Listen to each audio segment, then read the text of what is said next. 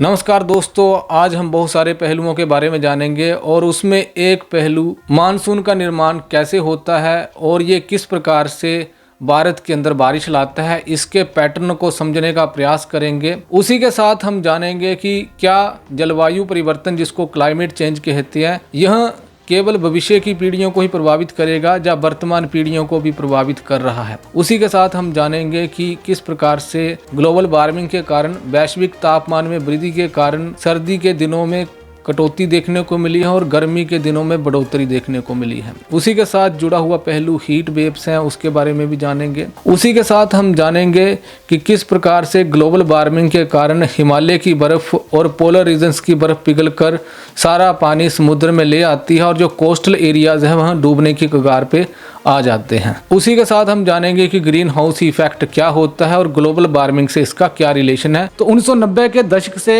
ये माना जा रहा था कि यदि क्लाइमेट चेंज हो रहा है तो इसको एड्रेस करने की जो जिम्मेदारी है वह भविष्य की पीढ़ियों की है। परंतु आज के समय में वो बात खत्म हो चुकी है। आज के समय में हम ये नहीं कह सकते कि यदि क्लाइमेट चेंज हो रहा है तो इसको एड्रेस करने की जिम्मेदारी भविष्य की पीढ़ियों की है। इस बार आपने हीट वेव्स देखी होंगी। इस बार की जो गर्मी पड़ी है उसमें जो गर्मी का स्तर था वह जरूरत से ज़्यादा था। जितनी गर्मी पहले पड़ती थी उससे ज़्यादा गर्मी इस बार पड़ी है। तो इसका नुकसान किसको हो रहा है? क्या भविष्य की पीढ़ियों को हो रहा है या हमें हो रहा है? हमें हो रहा है। तो मतलब हमें ही उसका समाधान करना पड़ेगा। यदि वर्तमान पीढ़ियों को उसका नुकसान हो रहा है तो वर्तमान पीढ़ी को ही उसका समाधान करना पड़ेगा। तो ये डिबेट यहीं पर ख़त्म हो जाती है कि अभी हमें जो इसका समाधान करना है वो हमें ही करना है। भविष्य के ऊपर हम इस बात को नहीं छोड़ सकते कि भविष्य की पीढ़ियां आएंगी तो वह क्लाइमेट चेंज को एड्रेस करेंगी। अगर प्रभाव भविष्य की पीढ़ियों के ऊपर पड़ना होता तब तो हम कह देते कि नहीं, उनके ऊपर प्रभाव पड़ेगा तो वह खुद समाधान करेगा। यदि क्लाइमेट चेंज हम लोगों को अफेक्ट कर रहा है तो उसका समाधान भी हमें ही करना पड़ेगा। यदि इस समस्या का समाधान नहीं किया गया तो वर्तमान पीढ़ियों को तो ये प्रभावित करना शुरू कर ही दिया इसने, तो फ्यूचर की पीढ़ियों को और बुरे तरीके से प्रभावित करेगा क्लाइमेट चेंज। तो 2007 में IPCC की एक रिपोर्ट आती है जिसको international panel on climate change कहा जाता है, जिसमें इस बात का जिक्र किया गया कि पिछले 50 सालों में मौसम किस प्रकार से परिवर्तित हुआ है। तो कुछ उसके उदाहरण यहाँ पे दिए हैं। तो सबसे पहला उदाहरण यहाँ पे दिया है। इसमें कहा गया कि पिछले 50 सालों में ऐसा बहुत बड़े स्तर पे देखने को मिला है कि cold nights, cold days and frost, जिसका मतलब क्या है कि ठंडी रातें, ठंडे दिन और जो पाला पड़ता है उसमें कमी देखने को मिली है। एग्जाम्पल के तौर पे मैं कह देता हूँ कि अगर पहले 50 दिन या फिर किसी सीजन में 100 दिन ठंड हुआ करती थी तो अब ये ठंड के दिन कम हो जाते हैं। ठीक है, 100 दिन ठंड हुआ करती थी तो अब ठंड के दिन अराउंड 60 रह जाते हैं। ऐसा आप कह सकते हैं, एग्जाम्पल के तौर पे समझ सकते हैं। किसी ऐसी जगह पे जहाँ पे बर्फ़ पड़ती है, अगर वहाँ पर पहले 50 दिन बर्फ़ रहा करती थी तो अब 10-12 दिन ही बर्फ़ रहेगी। या फिर वहाँ पर किसी सीजन के अंदर 15 बार बर्फबारी हुआ करती थी तो अब 1-2 बार बड़ी मुश्किल से हुआ करेगी। तो इससे आप समझ रहे हैं ना कि जो दिन है और रातें हैं और जो पाला है उसमें कमी देखने को मिली है ड्यू टू दिस। और जो गर्मी के दिन है वो बढ़ गए। अब ठंड के भी कुछ दिन गर्मी के दिन बन जाते हैं, या फिर जो गर्मी के दिन है वो और ज़्यादा गर्म हो जाते हैं। जैसे कि पहले 30 डिग्री सेल्सियस टेम्परेचर था, अब 40 तक पहुंच जाएगा या 35 तक पहुंच जाएगा। तो गर्मी के दिन भी बढ़ जाते हैं और जितनी गर्मी हुआ करती थी वो भी बढ़ जाती है। तो पहला पॉइंट तो ये आ जाता है। दूसरा पॉइंट आता है हीट वेव्स। हीट वेव्स का मतलब है गर्म हवाएं। तो गर्म हवाओं के स्तर में भी वृद्धि देखने को मिली है। हीट वेव्स का मतलब क्या है कि जो गर्मी का स्तर है वह अपनी ज़रूरत से ज़्यादा बढ़ जाता है। जैसे कि फतेहपुर के अंदर पहले गर्मी के दिन मैक्सिमम जो टेम्परेचर हुआ करता था वो 34 डिग्री सेल्सियस था।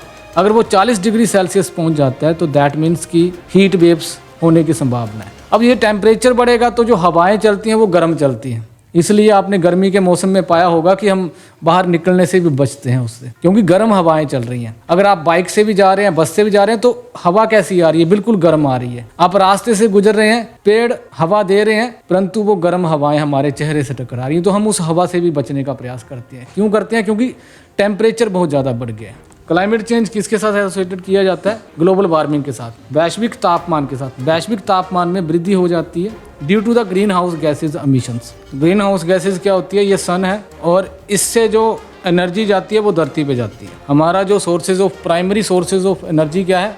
सूरज है। तो सूरज से जो एनर्जी आएगी और ये हमारी धरती पे पहुंचती है और यहाँ से ये वापस भी जाती है। ठीक है, ये यहाँ पे आने का संकेत है और ये जाने का संकेत। अब धरती पे जब ये आ जाती हैं तो इनको जाना पड़ता है वापस। रेडिएटेड हीट इंफ्रारेड वेव्स इनको कहते हैं। अब ये जैसे ही वापस जाएंगी तो यहाँ पर एटमॉस्फेयर में कुछ गैसेज हैं जिनको आप ग्रीन हाउस गैसेज कहते हैं, जैसे कि कार्बन डाइऑक्साइड हो गया, जैसे कि मीथेन हो गई। तो जैसे ही ये वापस जाने का प्रयास करेंगी तो ये कंबल की तरह होती है जो उन गैसेस को रोक लेती है। तो ग्रीन हाउस गैसेस जो है वह एनर्जी को रोक लेती है। ये जो एनर्जी आती है ये जब वापस जाती है तो इसको, इन रेज को, सूरज की जो किरणें हैं उनको रोक लिया जाता है, जिसके कारण धरती का तापमान बढ़ता है। अब ये एक लिमिट तक रहे तो ठीक है, परंतु जैसे जैसे ग्रीन हाउस गैसेज ये बढ़ती जाती हैं तो इनकी जो पोटेंशियल है वो और ज़्यादा बढ़ती जाती है। जैसे पहले इतनी बड़ी चादर है, अब अगर ग्रीन हाउस गैसेस का उत्सर्जन ज़्यादा बढ़ता है तो ये इतनी मोटी हो जाएगी। तो ऑब्वियस सी बात है कि पहले ज़्यादा किरणें वापस जा पा रही थी, अब थोड़ी बिल्कुल कम जा पाएंगी, तो जिसके कारण धरती का तापमान बढ़ता है। और धरती का तापमान बढ़ने के बहुत सारे नुकसान होते हैं, जिसमें से पहला नुकसान मैंने आपको बताया कि धरती का तापमान यदि बढ़ जाएगा तो जो ठंड का मौसम होता है उसमें कम हमें ठंड के दिन देखने को मिलेंगे, ठंड की रातें देखने को मिलेगी, पाला बहुत कम देखने को मिलेगा। इसी के साथ गर्मी के जो दिन है वो बढ़ जाएंगे और जो टेम्परेचर है गर्मी के दिनों में वो और भी ज़्यादा बढ़ जाएगा। दूसरा मैंने क्या बताया, हीट वेव्स।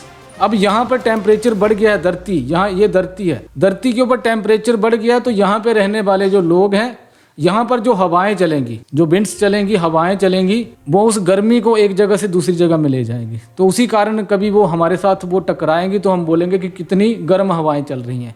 इसी को हीट वेव कहा जाता है। और दुनिया के बहुत सारे हिस्सों में इसी हीट वेव के कारण लोगों की मृत्यु हो रही है। ये जो हीट वेव्स हैं इसका प्रभाव अमेरिका में भी देखने को मिलता है, कनाडा में भी देखने को मिलता है और इंडिया में भी देखने को मिलता है गर्मी के मौसमों में। अच्छा, क्लाइमेट चेंज के कारण जो बारिश है उसमें भी फ्रीक्वेंसी देखने को मिलेगी, ज़्यादा बारिश हमें देखने को मिलेगी। क्यों मिलेगी ज़्यादा बारिश, क्यों मिलेगी? क्लाइमेट चेंज, ग्लोबल वार्मिंग के कारण। पृथ्वी के गर्म होने और ज़्यादा बारिश होने का क्या संबंध है? तो आपने एक शब्द सुना होगा जिसको बाष्पीकरण हम बोलते हैं, बाष्पीकरण, इवेपोरेशन जिसको हम बोलते हैं। तो समुद्रों का पानी due to the global warming और ज़्यादा गर्म हो जाता है, और जब ये गर्म होता है तो हवा बन के ये ऊपर की ओर उड़ता है। आप अपने घर में पानी जब उबालने रखते हैं तो आप गैस के ऊपर देखते होंगे कि जब उसको उबाला जा रहा है तो उससे वो बाष्पीकृत होकर ऊपर की तरफ जा रहा है, तो एक हवा का रूप वो ले लेता है। तो जितनी ज़्यादा धरती गर्म होगी तो उतना ही ज़्यादा बाष्पीकृत होगा, ठीक है। इस वाले एरिया से हवाएं आती हैं, ऐसे ऐसे हवाएं आती हैं, इसको आप विंड्स बोलते हैं। इस वाले हिस्से से जो अरेबियन सी है, यहाँ से यदि पानी गर्म हो जाएगा तो ये एक हवा का रूप ले लेगा और ये ऊपर की तरफ जाएगा। और जैसे ये ऊपर की तरफ जाएगा तो यहाँ से विंड्स जा रही हैं जो कि high pressure to low pressure जाती है। हाई प्रेशर यानी कि जो ठंडा इलाका होता है, ठंडे इलाके से गर्म इलाके में जाती है। हमारे देश में जो मानसून की बारिशें होती हैं जो अभी हो रही थी, वो कैसे होती हैं? वो इसी तरीके से होती हैं कि यहाँ से विंड्स चलती हैं high pressure to low pressure,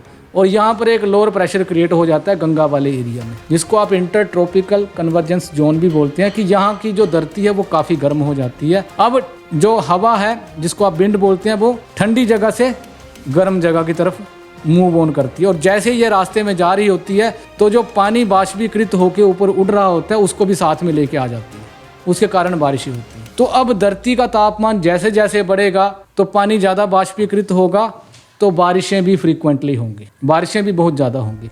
अब मान लीजिए कि यहाँ से 15 लीटर पानी पहले बाष्पीकृत हो रहा था, अब सैकड़ों लीटर पानी जब बाष्पीकृत होकर ऊपर जाएगा तो ये जो विंड्स हैं वो ज़्यादा पानी लेकर धरती की ओर जाती है। और मैं ये सिर्फ इंडिया के संदर्भ में तो आपको समझाने का प्रयास कर रहा हूँ ताकि आप इजीली समझाएं। ऑल ओवर दुनिया के अंदर यही ट्रेंड देखने को मिलता है कि जब पानी ज़्यादा बाष्पीकृत होगा तो बारिश ज़्यादा होगी, और जब ज़्यादा बारिश होगी तो इसका मतलब ये है कि बादल फटेंगे, बाढ़ आएगी। जैसे कि एक जगह पे पहाड़ी इलाके में बहुत ज़्यादा बारिश हो जाती है, इसका मतलब ये है कि वह जल्दी ही बाढ़ का रूप ले सकती है। तो हमें बाढ़ की फ्रीक्वेंसी भी देखने को मिलेगी, बहुत बड़े स्तर पर नुकसान होगा। और यदि किसी पहाड़ी इलाके में लगातार बारिश होती रहती है तो लैंडस्लाइड्स की संभावनाएं ज़्यादा बढ़ जाती हैं, ठीक है। भूस्खलन जिसको आप बोलते हैं, उसकी संभावना भी ज़्यादा बढ़ जाती है, बाढ़ की संभावना काफ़ी बढ़ जाती है। जैसे कि आपने बिहार के बारे में सुना होगा, तो पहाड़ों से नदियाँ आती हैं, जब बारिश ज़्यादा होगी तो पानी ज़्यादा लाएगी, और जब वहाँ मैदानी इलाके में पहुंचती हैं तो यहाँ पर बिहार में उनको निकासी नहीं मिलती है, जिसके कारण वहाँ पे बाढ़ आ जाती है। तो जब बारिश ज़्यादा होगी तो बाढ़ भी ज़्यादा आएगी।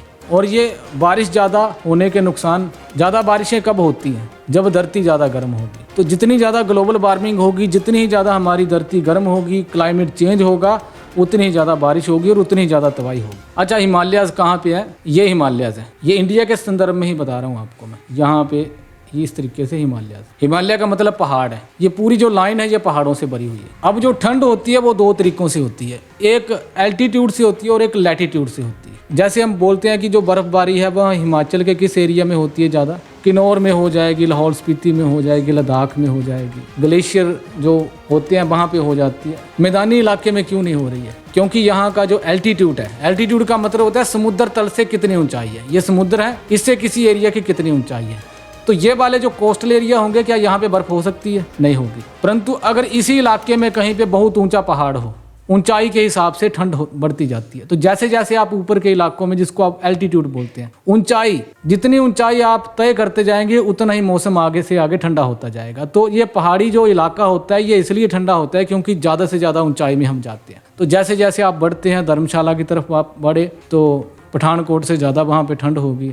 उसके आगे आप जाएंगे तो थोड़ी और ज़्यादा ठंड होगी। उसके और आगे आप जाएंगे तो और ज़्यादा ठंड होगी। तो ड्यू टू दिस एल्टीट्यूड, ये जो पहाड़ी इलाके होते हैं इनके सबसे शिखर के ऊपर एक बर्फ़ की परत जम जाती है।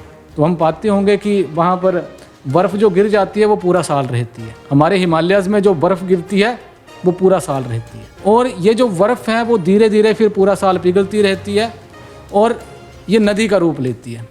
हमारे हिंदुस्तान की जो नदियां हैं, जो खास करके जो उत्तर की नदियां हैं, जैसे कि आप इंडस रिवर को देखेंगे, ये वाली जो रिवर है जिसके किनारे हड़प्पा सभ्यता बसी थी, इंडस वैली सिविलाइजेशन जिसको बोलते हैं। अब यहाँ से दूसरी रिवर जो हिंदुस्तान की एक बड़ी रिवर है जिसको आप बोलते हैं गंगा, ठीक है। गंगा यहाँ पे जाकर बे ऑफ बंगाल में ड्रेन होती है, एंड जो इंडस रिवर है वो यहाँ पे ड्रेन होती है।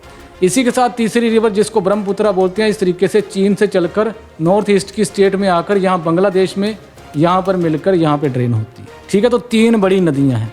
अब ये जो तीन बड़ी नदियाँ हैं हिंदुस्तान की, और इन्हीं के साथ जो इनकी छोटी छोटी रिवर्स हैं, जैसे कि गंगा की जो ट्रिब्यूटरी है उसको जमुना हम कहते हैं। ये जो नदियाँ हैं उत्तर भारत की, ये जो नदियाँ मैंने आपको बताई ऊपर वाली तीन नदियाँ, और इनके साथ जुड़ी हुई इनकी सहायक नदियाँ, इनमें पानी आपको सारा साल देखने को मिलता है। जैसे कि ब्यास आपके नियर बाई ही है, तो सारा साल ही पानी देखने को मिलता है। क्यों मिलता है? कहाँ से आ रहा है ये पानी? बारिश तो सारा साल नहीं हो रही, क्योंकि ये जो पहाड़ों के ऊपर जो बर्फ़ जमी होती है ये धीरे धीरे पूरा साल पिघलती है और ये नदी में बहते हुए समुद्र में जाके मिल जाती है। अब जैसे ही गर्मी बढ़ेगी तो ये जो पहाड़ हैं जिनको आप ग्लेशियर बोलते हैं, इनके पिघलने का जो लेवल है वो बढ़ जाएगा। पहले वो कम पिघल रहे थे, अब ज़्यादा पिघलेंगे। जैसे फॉर एग्जांपल आपने अगर 20 डिग्री टेम्परेचर गैस को जलाकर थोड़ा कम टेम्परेचर रखा है गैस का, तो पानी धीरे धीरे गर्म होता है। यदि आप बर्फ़ को पिघला रहे हैं गैस के ऊपर रखकर या आग के ऊपर रखकर, अगर आग धीमी है तो वो धीमे स्तर पे पिघलेगी बर्फ़, और यदि आग ज़्यादा है तो वो जल्दी से पिघल जाएगी। लाइकवाइज यहाँ पे हो रहा है कि जैसे जैसे ग्लोबल वार्मिंग होती है, क्लाइमेट चेंज होता है, तो ये जो बर्फ़ के पिघलने का स्तर है ये निरंतर बढ़ता जाएगा। बर्फ़ ज़्यादा पिघल कर समुद्र में पहुँचेगी, और जैसे ये समुद्र में पहुँचेगी तो ये कोस्टल एरियाज जहाँ पे जो देख रहे हैं आप, कोस्टल एरिया का मतलब क्या है? समुद्र के किनारे जो बसे हुए एरियाज़ हैं, दिख रहे हैं ना आपको? समुद्र के किनारे ये जो बसे हुए एरियाज़ हैं, पानी अगर समुद्र में ज़्यादा पहुँचेगा, क्योंकि धरती में 71% पानी है, 29% जमीन है। अब 71% जो पानी है उसमें बहुत बड़ा प्रोपोर्शन इन समुद्रों में है, परंतु इसके अलावा भी पानी हमें देखने को मिलता है। जो आप ग्राउंड वाटर देखते हैं हमारे ज़मीन के अंदर जो पानी है, इसी के साथ ग्लेशियर के रूप में भी पानी होता है, हवाओं में पानी होता है। तो ये जो ग्लेशियर्स का पानी है जब ये समुद्र में चला जाएगा तो इसका स्तर बढ़ जाएगा और इसके इलाके में जो एरियाज़ है वो भी डूब जाएंगे, क्योंकि यहाँ पे तो पानी रहेगा ही नहीं ना। और यहाँ का पानी इस वाले इलाके में जब आ जाएगा तो यहाँ पे जो रह रहे लोग हैं उनको वहाँ से उठना पड़ेगा, वहाँ से भागना पड़ेगा, जिनको क्लाइमेटिक रिफ्यूजीज हम कहते हैं। इसी के साथ ये तो इंडिया की स्थिति है, परंतु कुछ ऐसे देश हैं जो टापुओं वाले देश माने जाते हैं। अब मैं इंडिया के संबंध में आपको इसलिए समझा रहा हूँ क्योंकि मुझे पता है कि हम इंडिया के संबंध में ही इसको समझ सकते हैं, क्योंकि मकसद तो हमारा चीज़ों को समझना है ना। तो ये इंडिया का सदर्न हिस्सा है, यहाँ पर केरला है, ये वाला हिस्सा केरला है और ये वाला तमिलनाडु है। भारत का दक्षिणी हिस्सा है, ठीक है। और भारत के दक्षिणी हिस्से में यहाँ पर ही श्रीलंका है। ये राम सेतु बना है, एडम ब्रिज भी जिसको बोलते हैं। तो ये एक टापू वाला देश है, इसको आइलैंड कंट्री बोलते हैं। और भारत के इस वाले लक्षद्वीप, ये आइलैंड्स जो है ये इंडिया को ही बिलोंग करते हैं। और इसके जस्ट आप साउथ में जाएंगे तो ये वाले जो आपको टापू दिख रहे हैं छोटे छोटे, बहुत सारे छोटे छोटे टापू हैं, इसको मालदीव बोलते हैं। मालदीव एक ऐसी कंट्री है जो टापुओं का एक देश है, बहुत सारे टापुओं को मिलाकर एक आर्कीपिलागो कहलाता है। तो जब बहुत छोटे छोटे द्वीपों की एक श्रृंखला जोड़ी जाती है आपस में, इसको आर्कीपेलागो हम बोलते हैं। जियोग्राफी की टर्म में इसको बोला जाता है। और ये जो छोटे छोटे टापू हैं ये एक देश कहलाते हैं जिसको क्या बोलते हैं, मालदीव। अब आप एज्यूम करिए कि जब जो बर्फ़ पिघलकर समुद्र में निरंतर आ रही है तो उसके कारण जो टापू देश हैं उनके सबमर्ज होने के पूरे चांसेस। सबमर्ज एक वर्ड यूज़ किया जाता है इंग्लिश में। सबमर्ज का मतलब ये है कि पूरे तरीके से ये डूब जाएंगे। अब यहाँ कुछ देश तो एग्जिस्टेंस से ही खत्म हो जाएंगे, जो टापुओं वाले देश हैं। बहुत सारे देश हैं टापुओं वाले देश, छोटे छोटे टापुओं के ऊपर जो एग्जिस्ट करते हैं समुद्र के अंदर। तो due to this climate change इनके सबमर्ज होने के पूरे चांसेस है, डूबने के पूरे चांसेस। और इंडिया के खास करके ये कोस्टल एरियाज जो हैं ये डूबने की कगार पे हो गए। श्रीलंका जो है वहाँ एक आइलैंड कंट्री है, हो सकता है कि इसके बहुत सारे हिस्से पानी में डूब जाएं। तो उसके कारण जो कोस्टल एरियाज में बसे हुए लोग हैं उनको वहाँ से भागना पड़ेगा। अब हमें यहाँ पर मैप में दिख सकता है कि छोटा सा तो एरिया है, परंतु यहाँ पर लाखों करोड़ों के हिसाब से लोग रहते होंगे। तो इतने बड़े स्तर पे लोग भाग के कहाँ जाएंगे, दूसरे इलाकों में जाएंगे। जैसे ही दूसरे इलाकों में जाएंगे तो सोशल टेंशन्स भी बढ़ेंगी, ठीक है।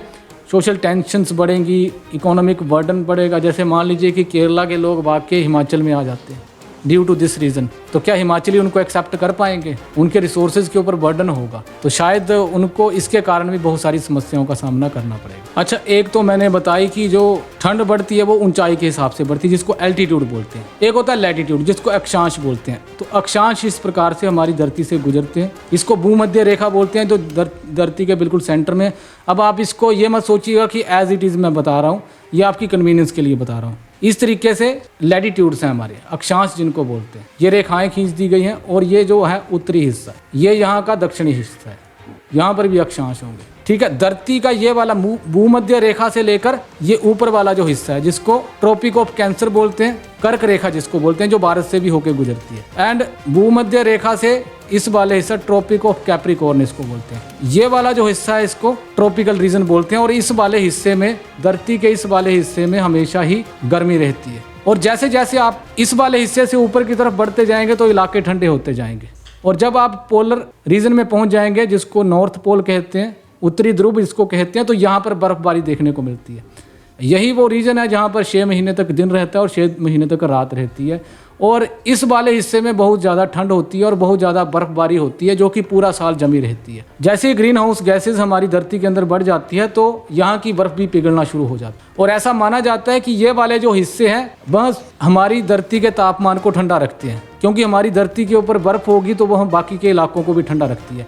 इसी तरीके से अंटार्कटिका, यहाँ पे रीजन है साउथ पोल में, यहाँ पर भी सारा साल बर्फ़ जमी होती है। जैसे ही ग्लोबल वार्मिंग बढ़ती है, ग्रीन हाउस गैसेज बढ़ती हैं, तो ये वाली बर्फ़ भी पिघलना शुरू हो जाती है। तो एक तो पहाड़ों वाली बर्फ़ मैंने बताई, एक ये वाली बर्फ़ जो ठंडे इलाके होते हैं। तो ऑल ओवर प्रभाव हमारी धरती के अंदर ग्लोबल वार्मिंग का बुरा देखने को मिलता है। अब ये वाली बर्फ़ जब पानी में जाएगी तो इसका मतलब ये है कि पानी का स्तर और ऊपर बढ़ेगा और कोस्टल एरियाज और ज़्यादा सबमर्ज हो जाएंगे और ज़्यादा उनके डूबने की संभावना होगी। और कोस्टल एरिया यदि डूब जाएंगे तो लोगों को भाग के दूसरे इलाकों में जाना पड़ेगा। तो धरती का जो प्रोपोर्शन है वो कम होता जाता है ड्यू टू दिस। तो ये 3 मेन फैक्टर इसमें बताए गए हैं इस रिपोर्ट में।